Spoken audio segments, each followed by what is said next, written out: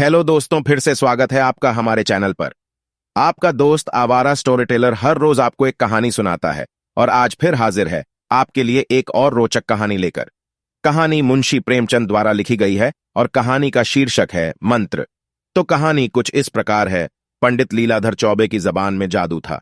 जिस वक्त वह मंच पर खड़े होकर अपनी वाणी की सुधावृष्टि करने लगते थे, श्रोताओं की आत्माएं तृप्त हो जाती थीं, लोगों पर अनुराग का नशा छा जाता था।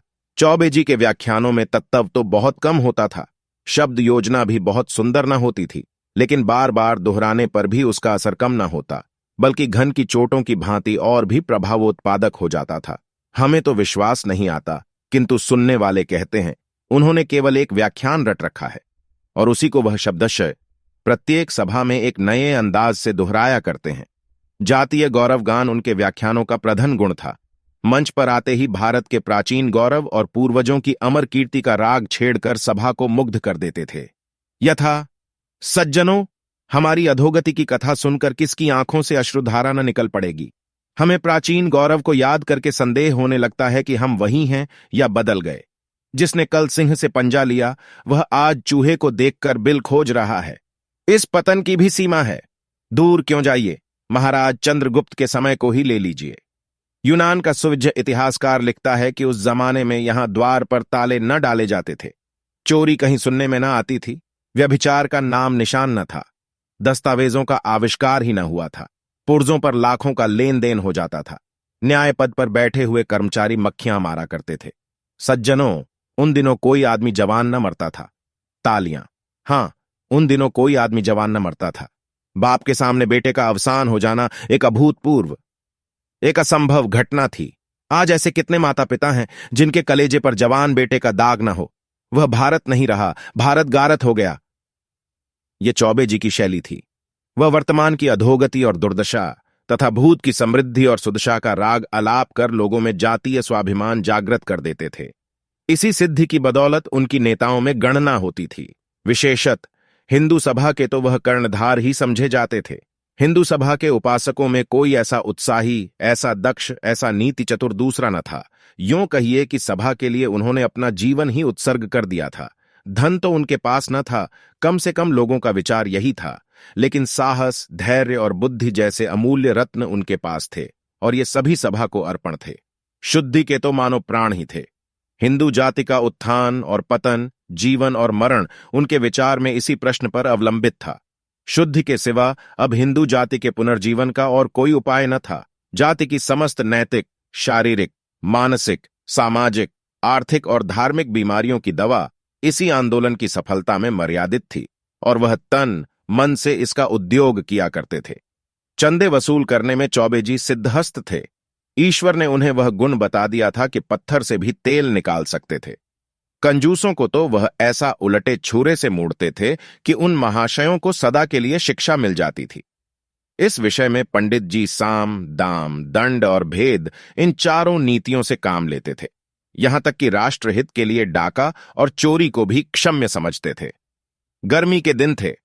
लीलाधर जी किसी शीतल पार्वत्य प्रदेश को जाने की तैयारियां कर रहे थे कि सैर की सैर हो जाएगी और बन पड़ा तो कुछ चंदा भी वसूल कर लाएंगे। उनको जब भ्रमण की इच्छा होती तो मित्रों के साथ एक डेपुटेशन के रूप में निकल खड़े होते। अगर 1000 रुपये वसूल करके वह इसका आधा सैर सपाटे में खर्च भी कर दें तो किसी की क्या हानि।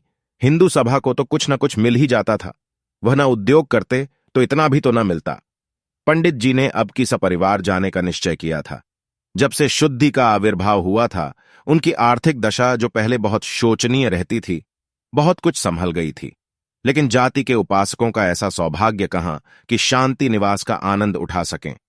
उनका तो जन्म ही मारे मारे फिरने के लिए होता है। खबर आई कि मद्रास प्रांत में तबलीग वालों ने तूफान मचा रखा है। हिंदुओं के गांव मुसलमान होते जाते हैं। मुल्लाओं ने बड़े जोश से तबलीग का काम शुरू किया है। अगर हिंदू सभा ने इस प्रवाह को रोकने की आयोजना न की तो सारा प्रांत हिंदुओं से शून्य हो जाएगा, किसी शिखाधारी की सूरत तक न नजर आएगी। हिंदू सभा में खलबली मच गई। तुरंत एक विशेष अधिवेशन हुआ और नेताओं के सामने यह समस्या उपस्थित की गई। बहुत सोच विचार के बाद निश्चय हुआ कि चौबे जी पर इस कार्य का भार रखा जाए। उनसे प्रार्थना की जाए कि वह तुरंत मद्रास चले जाए और धर्म विमुख बंधुओं का उद्धार करें। कहने ही की देर थी। चौबे जी तो हिंदू जाति की सेवा के लिए अपने को अर्पण ही कर चुके थे।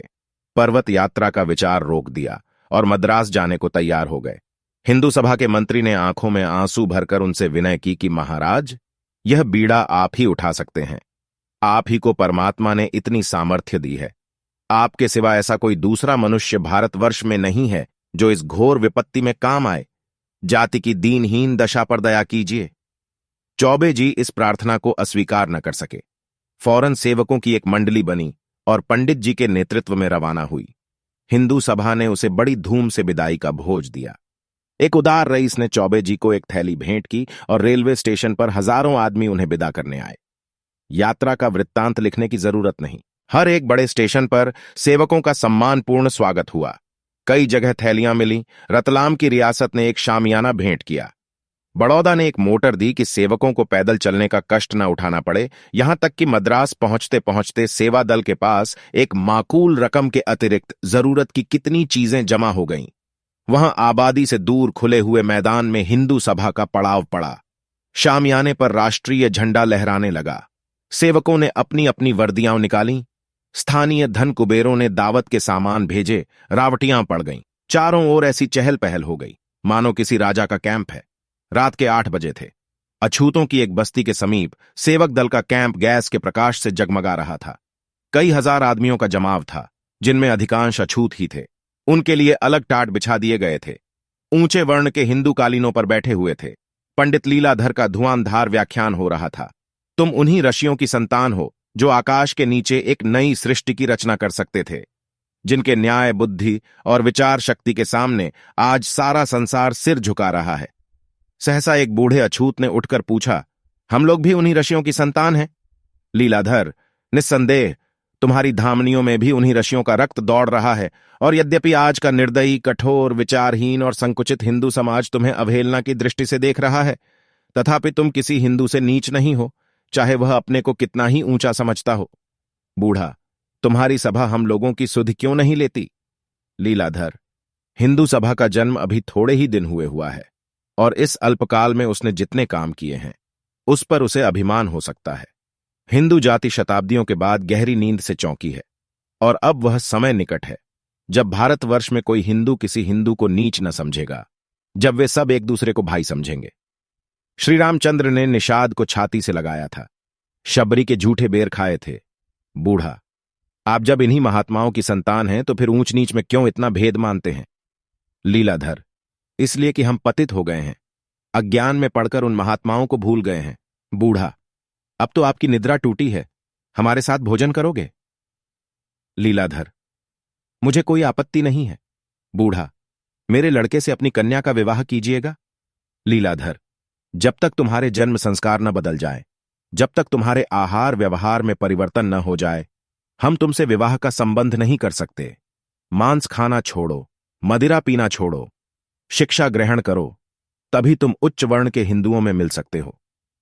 बूढ़ा, हम कितने ही ऐसे कुलीन ब्राह्मणों को जानते हैं जो रात दिन नशे में डूबे रहते हैं, मांस के बिना कौर नहीं उठाते, और कितने ही ऐसे हैं जो एक अक्षर भी नहीं पढ़े हैं, पर आपको उनके साथ भोजन करते देखता हूं। उनसे विवाह संबंध करने में आपको कदाचित इनकार ना होगा। जब आप खुद अज्ञान में पड़े हुए हैं तो हमारा उद्धार कैसे कर सकते हैं? आपका हृदय अभी तक अभिमान से भरा हुआ है। जाइए, अभी कुछ दिन और अपनी आत्मा का सुधार कीजिए। हमारा उद्धार आपके किए ना होगा। हिंदू समाज में रहकर हमारे माथे से नीचता का कलंक न मिटेगा।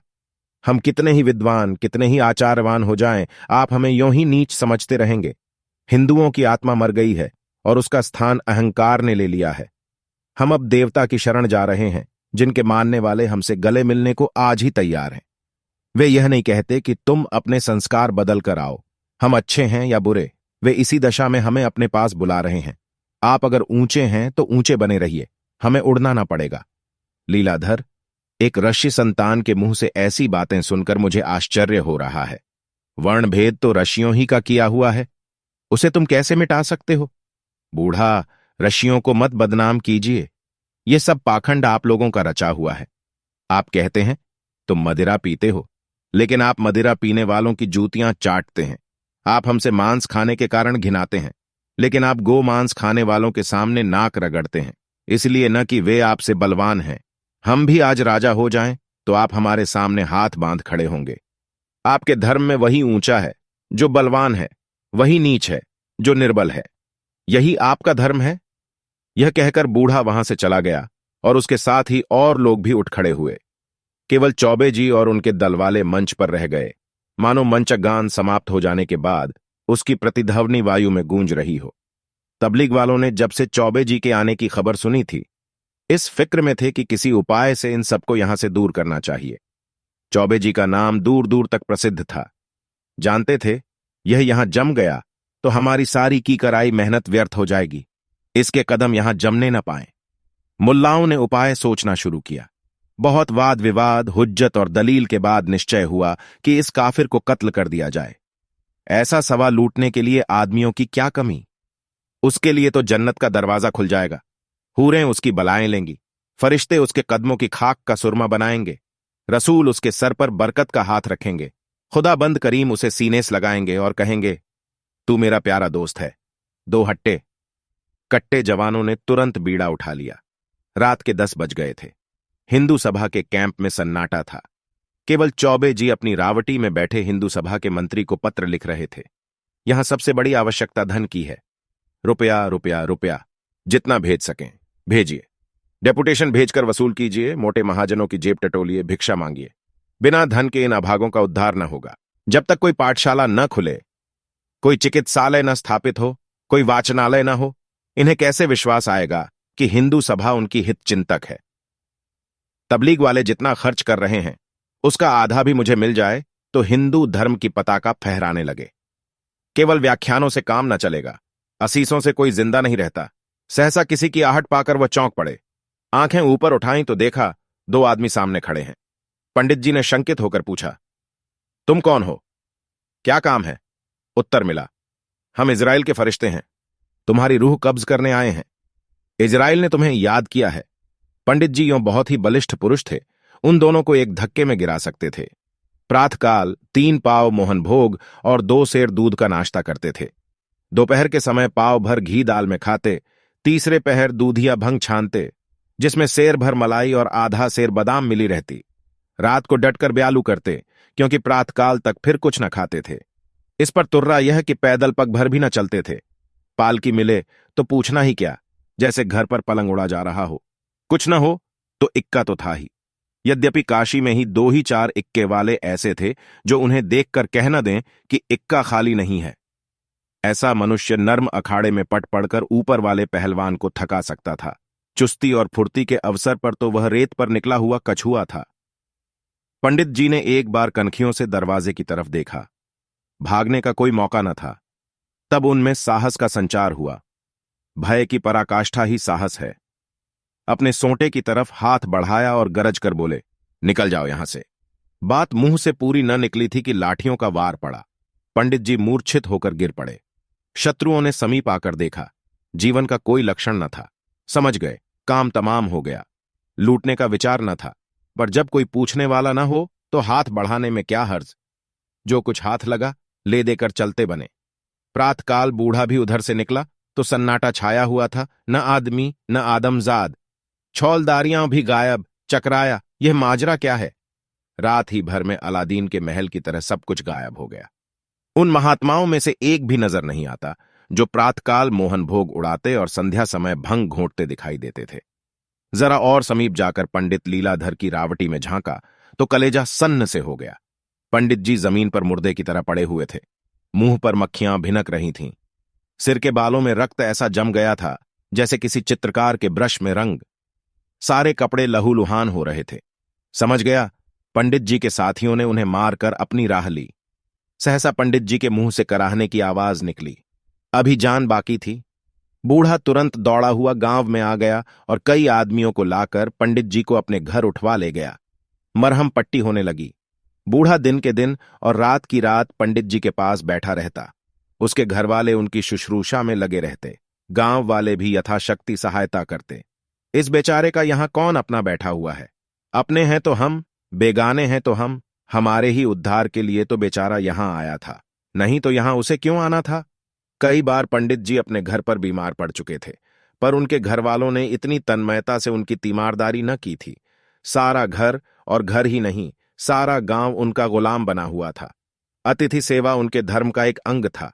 सभ्य स्वार्थ ने अभी उस भाव का गला नहीं घोंटा था। सांप का मंत्र जानने वाला देहाती अब भी माघ पूस की अंधोरी मेघाच्छन्न रात्रि में मंत्र झाड़ने के लिए 10-5 कोस पैदल दौड़ता हुआ चला जाता है। उसे डबल फीस और सवारी की जरूरत नहीं होती। बूढ़ा मलमूत्रा तक अपने हाथों उठाकर फेंकता, पंडित जी की घुड़कियां सुनता, सारे गांव से दूध मांगकर उन्हें पिलाता। पर उसकी त्योरियां कभी मैली न होतीं। अगर उसके कहीं चले जाने पर घरवाले लापरवाही करते तो आकर सबको डांटता। महीने भर के बाद पंडित जी चलने फिरने लगे और अब उन्हें झांत हुआ कि इन लोगों ने मेरे साथ कितना उपकार किया है। इन्हीं लोगों का काम था कि मुझे मौत के मुंह से निकाला, नहीं तो मरने में क्या कसर रह गई थी। उन्हें अनुभव हुआ कि मैं जिन लोगों को नीच समझता था और जिनके उद्धार का बीड़ा उठाकर आया था, वे मुझसे कहीं ऊंचे हैं। मैं इस परिस्थिति में कदाचित रोगी को किसी अस्पताल में भेजकर ही अपनी कर्तव्य निष्ठा पर गर्व करता। समझता मैंने दधीची और हरिश्चंद्र का मुख उज्ज्वल कर दिया। उनके रोए रोए से इन देवतुल्य प्राणियों के प्रति आशीर्वाद निकलने लगा। 3 महीने गुजर गए। न तो हिंदू सभा ने पंडित जी की खबर ली और न घर वालों ने। सभा के मुखपत्र में उनकी मृत्यु पर आंसू बहाए गए, उनके कामों की प्रशंसा की गई और उनका स्मारक बनाने के लिए चंदा खोल दिया गया। घर वाले भी रो पीट कर बैठ रहे। उधर पंडित जी दूध और घी खाकर चौक चौबंद हो गए। चेहरे पर खून की सुर्खी दौड़ गई, देह भर आई। देहात के जलवायु ने वह काम कर दिखाया जो कभी मलाई और मक्खन से न हुआ था। पहले की तरह तैयार तो वह न हुए, पर फुर्ती और चुस्ती दुगुनी हो गई। मोटाई का आलस्य अब नाम को भी न था। उनमें एक नए जीवन का संचार हो गया। जाड़ा शुरू हो गया था। पंडित जी घर लौटने की तैयारियां कर रहे थे। इतने में प्लेग का आक्रमण हुआ और गांव के 3 आदमी बीमार हो गए। बूढ़ा चौधरी भी उन्हीं में था। घरवाले इन रोगियों को छोड़कर भाग खड़े हुए। वहां का दस्तूर था कि जिन बीमारियों को वे लोग देवी का कोप समझते थे, उनके रोगियों को छोड़कर चले जाते थे। उन्हें बचाना देवताओं वैर मोल लेना था, और देवताओं से वैर करके कहां जाते। जिस प्राणी को देवता ने चुन लिया, उसे भला वे उसके हाथों से छीनने का साहस कैसे करते। पंडित जी को भी लोगों ने साथ ले जाना चाहा, किंतु पंडित जी न गए। उन्होंने गांव में रहकर रोगियों की रक्षा करने का निश्चय किया।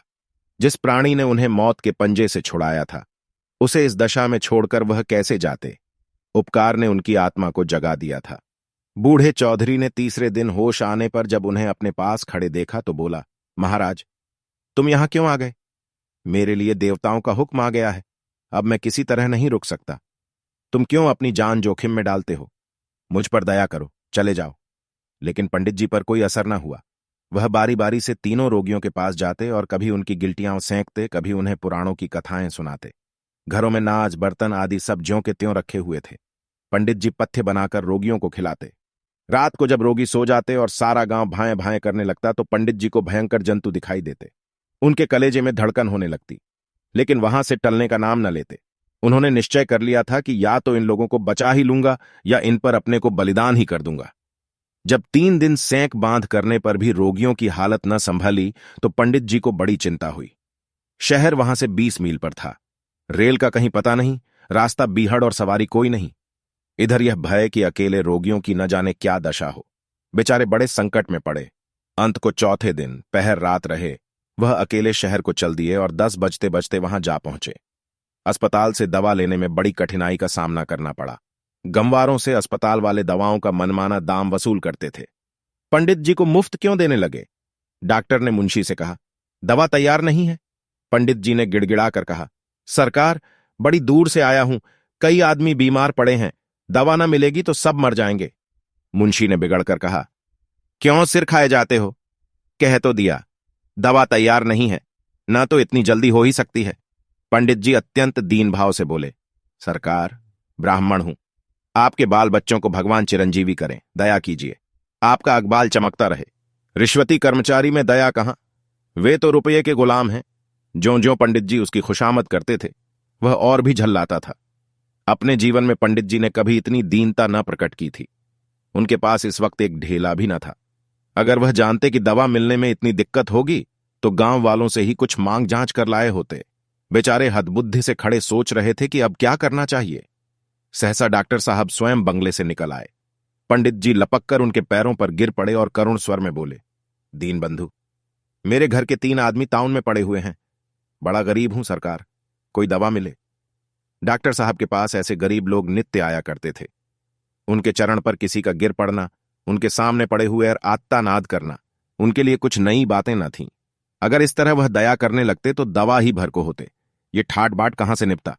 मगर दिल के चाहे कितने ही बुरे हों, बातें मीठी मीठी करते थे। पैर हटाकर बोले, रोगी कहां है? पंडित जी सरकार, वे तो घर पर हैं। इतनी दूर कैसे लाता? डॉक्टर, रोगी घर और तुम दवा लेने आया हो। कितने मजे की बात है। रोगी को देखे बिना कैसे दवा दे सकता है? पंडित जी को अपनी भूल मालूम हुई। वास्तव में बिना रोगी को देखे रोग की पहचान कैसे हो सकती है? लेकिन 3-3 रोगियों को इतनी दूर लाना आसान न था। अगर गांव वाले उनकी सहायता करते तो डोलियों का प्रबंध हो सकता था, पर वहां तो सब कुछ अपने ही बूते पर करना था। गांव वालों से इसमें सहायता मिलने की कोई आशा न थी। सहायता की कौन कहे, वे तो उनके शत्रु हो रहे थे। उन्हें भय होता था कि यह दुष्ट देवताओं से वैर बढ़ाकर हम लोगों पर न जाने क्या विपत्ति लाएगा। अगर कोई दूसरा आदमी होता तो वह उसे कब का मार चुके होते। पंडित जी से उन्हें प्रेम हो गया था, इसलिए छोड़ दिया था। यह जवाब सुनकर पंडित जी को कुछ बोलने का साहस तो न था, पर कलेजा मजबूत करके बोले, सरकार, अब कुछ नहीं हो सकता। डॉक्टर अस्पताल से दवा नहीं मिल सकती। हम अपने पास से दाम लेकर दवा दे सकते हैं। पंडित जी, यह दवा कितने की होगी सरकार?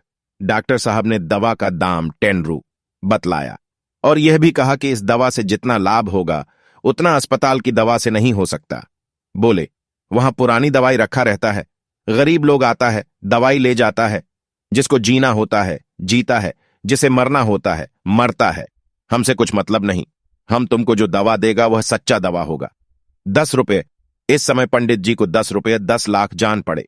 इतने रुपये वह एक दिन में भंग बूटी में उड़ा दिया करते थे, पर इस समय तो धोले धोले को मोहताज थे। किसी से उधर मिलने की आशा कहां? हां, संभव है भिक्षा मांगने से कुछ मिल जाए, लेकिन इतनी जल्द 10 रुपये किसी भी उपाय से न मिल सकते थे। आधो घंटे तक वह इसी उधेड़ बुन में खड़े रहे। भिक्षा के सिवा दूसरा कोई उपाय न सूझता था और भिक्षा उन्होंने कभी मांगी न थी। वह चंदे जमा कर चुके थे, एक एक बार में हजारों वसूल कर लेते थे, पर वह दूसरी बात थी। धर्म के रक्षक, जाति के सेवक और दलितों के उद्धारक बनकर चंदा लेने में एक गौरव था। चंदा लेकर वह देने वालों पर एहसान करते थे, पर यहां तो भिखारियों की तरह हाथ फैलाना, गिड़गिड़ाना और फटकारें सहनी पड़ेंगी। कोई कहेगा, इतने मोटे ताजे तो हो, मेहनत क्यों नहीं करते? तुम्हें भीख मांगते शर्म भी नहीं आती। कोई कहेगा, घास खोद लाओ, मैं तुम्हें अच्छी मजदूरी दूंगा। किसी को उनके ब्राह्मण होने का विश्वास ना आएगा। अगर यहां उनका रेशमी अचकन और रेशमी साफा होता, केसरिया रंग वाला दुपट्टा ही मिल जाता तो वह कोई स्वांग भर लेते। ज्योतिषी बनकर वह किसी धनी सेठ को फांस सकते थे और इस फन में वह उस्ताद भी थे। पर यहां वह सामान कहां, कपड़े लत्तों तो सब कुछ लुट चुके थे। विपत्ति में कदाचित बुद्धि भी भ्रष्ट हो जाती है।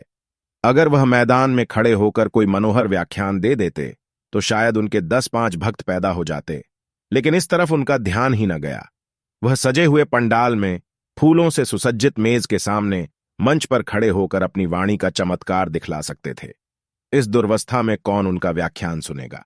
लोग समझेंगे कोई पागल बक रहा है। मगर दोपहर ढली जा रही थी, अधिक सोच विचार का अवकाश न था। यहीं संध्या हो गई तो रात को लौटना असंभव हो जाएगा। फिर रोगियों की न जाने क्या दशा हो।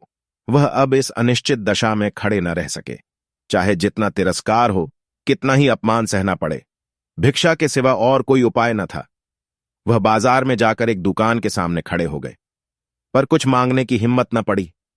दुकानदार ने पूछा, क्या लोगे? पंडित जी बोले, चावल का क्या भाव है? मगर दूसरी दुकान पर पहुंचकर वह ज्यादा सावधान हो गए। सेठ जी गद्दी पर बैठे हुए थे। पंडित जी आकर उनके सामने खड़े हो गए और गीता का एक श्लोक पढ़ सुनाया। उनका शुद्ध उच्चारण और मधुर वाणी सुनकर सेठ जी चकित हो गए। पूछा, कहां स्थान है? पंडित जी, काशी से आ रहा हूं। यह कहकर पंडित जी ने सेठ जी को धर्म के 10 लक्षण बतलाए और श्लोक की ऐसी अच्छी व्याख्या की कि वह मुग्ध हो गए। बोले, महाराज, आज चलकर मेरे स्थान को पवित्र कीजिए। कोई स्वार्थी आदमी होता तो इस प्रस्ताव को सहर्ष स्वीकार कर लेता, लेकिन पंडित जी को लौटने की पड़ी थी। बोले, नहीं सेठ जी, मुझे अवकाश नहीं है। सेठ महाराज, आपको हमारी इतनी खातिरी करनी पड़ेगी। पंडित जी जब किसी तरह ठहरने पर राजी न हुए तो सेठ जी ने उदास होकर कहा, फिर हम आपकी क्या सेवा करें? कुछ आज्ञा दीजिए। आपकी वाणी से तो तृप्ति नहीं हुई। फिर कभी इधर आना हो तो अवश्य दर्शन दीजिएगा। पंडित जी आपकी इतनी श्रद्धा है तो अवश्य आऊंगा। ये कहकर पंडित जी फिर उठ खड़े हुए। संकोच ने फिर उनकी जबान बंद कर दी। ये आदर सत्कार इसीलिए तो है कि मैं अपना स्वार्थ भाव छिपाए हुए हूं। कोई इच्छा प्रकट की और इनकी आंखें बदलीं। सूखा जवाब चाहे ना मिले, पर श्रद्धा न रहेगी। वह नीचे उतर गए और सड़क पर एक क्षण के लिए खड़े होकर सोचने लगे, अब कहां जाऊं? उधर जाड़े का दिन किसी विलासी के धन की भांति भागा चला जाता था। वह अपने ही ऊपर झुंझला रहे थे। जब किसी से मांगूंगा नहीं तो कोई क्यों देने लगा? कोई क्या मेरे मन का हाल जानता है? वे दिन गए जब धनी लोग ब्राह्मणों की पूजा किया करते थे। यह आशा छोड़ दो कि कोई महाशय आकर तुम्हारे हाथ में रुपये रख देंगे। वह धीरे धीरे आगे बढ़े। सहसा सेठ जी ने पीछे से पुकारा, पंडित जी जरा ठहरिए। पंडित जी ठहर गए। फिर घर चलने के लिए आग्रह करने आता होगा। यह तो न हुआ कि 1 रुपये का नोट लाकर देता, मुझे घर ले जाकर न जाने क्या करेगा। मगर जब सेठ जी ने सचमुच एक गिनी निकालकर उनके पैरों पर रख दी तो उनकी आंखों में एहसान के आंसू छलक आए। हैं, अब भी सच्चे धर्मात्मा जीव संसार में हैं, नहीं तो यह पृथ्वी रसातल को न चली जाती। अगर इस वक्त उन्हें सेठ जी के कल्याण के लिए अपनी देह का सेर आधा सेर रक्त भी देना पड़ता तो भी शौक से दे देते। गदगद कंठ से बोले, इसका तो कुछ काम न था सेठ जी, मैं भिक्षुक नहीं हूं, आपका सेवक हूं। सेठ जी श्रद्धा विनयपूर्ण शब्दों में बोले, भगवान इसे स्वीकार कीजिए। यह दान नहीं भेंट है। मैं भी आदमी पहचानता हूं। बहुतेरे साधु संत योगी अति देश और धर्म के सेवक आते रहते हैं, पर न जाने क्यों किसी के प्रति मेरे मन में श्रद्धा नहीं उत्पन्न होती।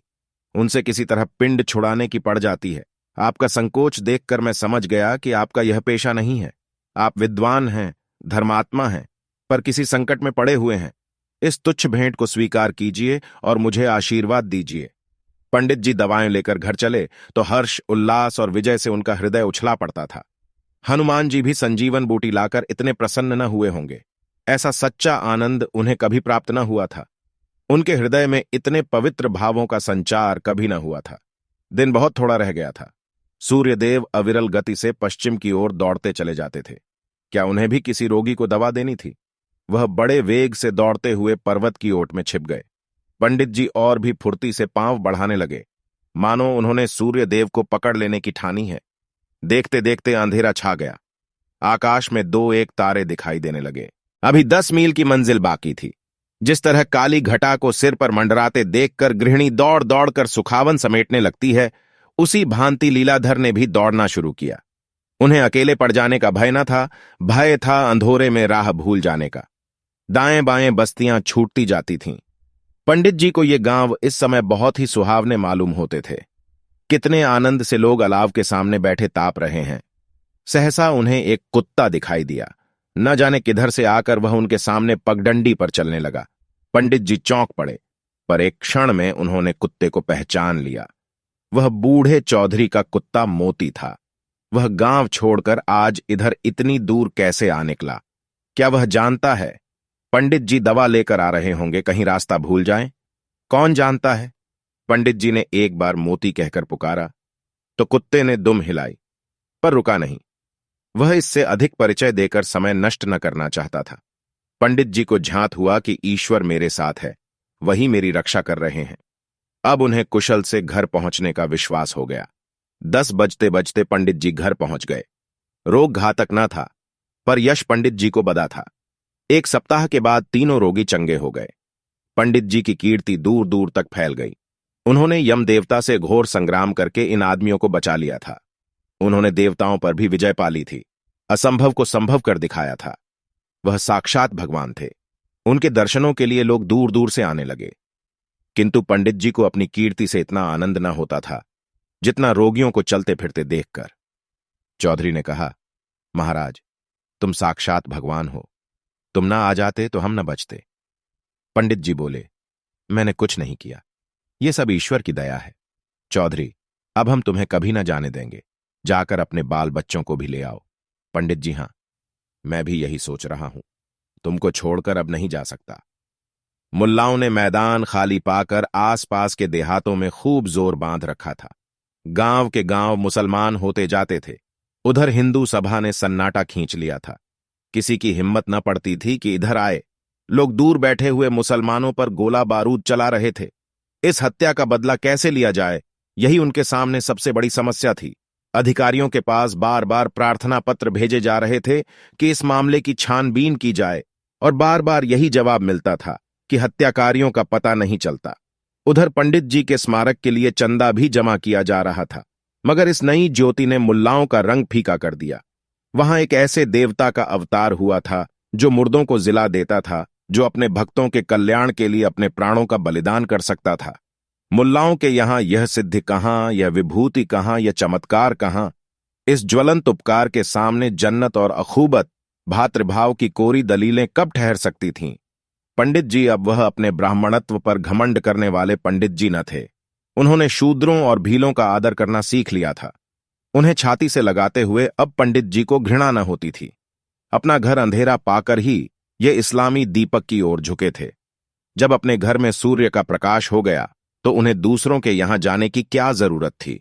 सनातन धर्म की विजय हो गई। गांव गांव में मंत्र बनने लगे और शाम सवेरे मंदिरों से शंख और घंटे की ध्वनि सुनाई देने लगी। लोगों के आचरण आप ही आप सुधरने लगे। पंडित जी ने किसी को शुद्ध नहीं किया। उन्हें अब शुद्धि का नाम लेते शर्म आती थी। मैं भला इन्हें क्या शुद्ध करूंगा? पहले अपने को तो शुद्ध कर लूं। ऐसी निर्मल एवं पवित्र आत्माओं को शुद्ध के ढोंग से अपमानित नहीं कर सकता। यह मंत्र था जो उन्होंने उन चांडालों से सीखा था, और इसी बल से वह अपने धर्म की रक्षा करने में सफल हुए थे। पंडित जी अभी जीवित हैं, पर अब सपरिवार उसी प्रांत में उन्हीं भीलों के साथ रहते हैं। हर रोज एक नई रोचक कहानी सुनने के लिए हमारे चैनल को सब्सक्राइब कर लीजिए। धन्यवाद।